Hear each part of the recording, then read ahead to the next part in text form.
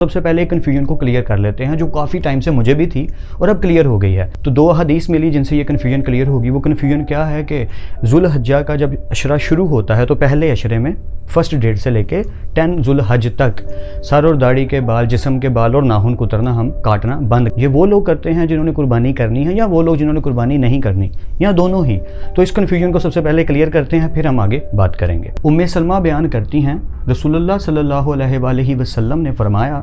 جب ذو الحجہ کا عشرہ شروع ہو جائے اور تم میں سے کوئی قربانی کرنے کا ارادہ رکھتا ہو تو وہ اپنے بالوں اور جلد سے کوئی چیز نہ اتارے، اور ایک دوسری روایت میں ہے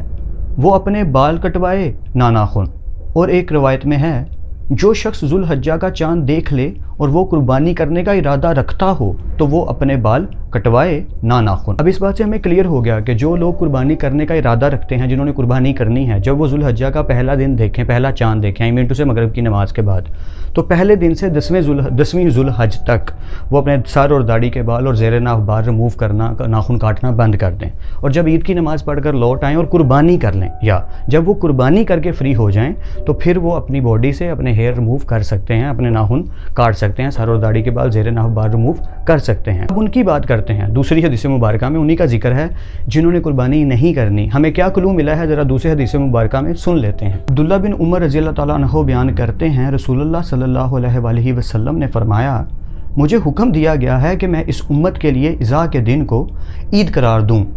کسی آدمی نے آپ صلی اللہ علیہ وسلم سے عرض کیا، اللہ کے رسول مجھے بتائیں، اگر میں دودھ دینے والی بکری جو کہ مجھے کسی نے عطیہ کی ہے، یعنی گفٹ کی ہے،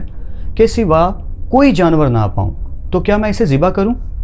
آپ نے فرمایا، نہیں، لیکن تم عید کے روز اپنے بال اور ناخن کٹاؤ، مونچھیں کترو اور زیر ناف بال مونڈ لو، اللہ کے ہاں یہ تمہاری مکمل قربانی ہے۔ اب اس حدیث مبارکہ سے ہمیں کلیئر ہو گیا کہ وہ لوگ جو قربانی کرنے کی استطاعت نہیں رکھتے، جو افورڈ نہیں کرتے، جو غریب لوگ ہیں، غربا، وہ تمام کے تمام لوگ بھی اسی سنت پر عمل کریں، یعنی ذو الحجہ کا چاند دیکھتے ہی وہ بھی اپنے زیر ناف، سر اور داڑھی کے بال اور اپنے ناخن کاٹنے بند کر دیں، اور عید کی نماز ادا کرنے کے بعد لوٹ کے اللہ کے ہاں دعا کر کے ہیئر ریموو کر دیں، ناخن کاٹ لیں، تو اللہ تعالیٰ انہیں ایک قربانی کا ثواب دیں گے۔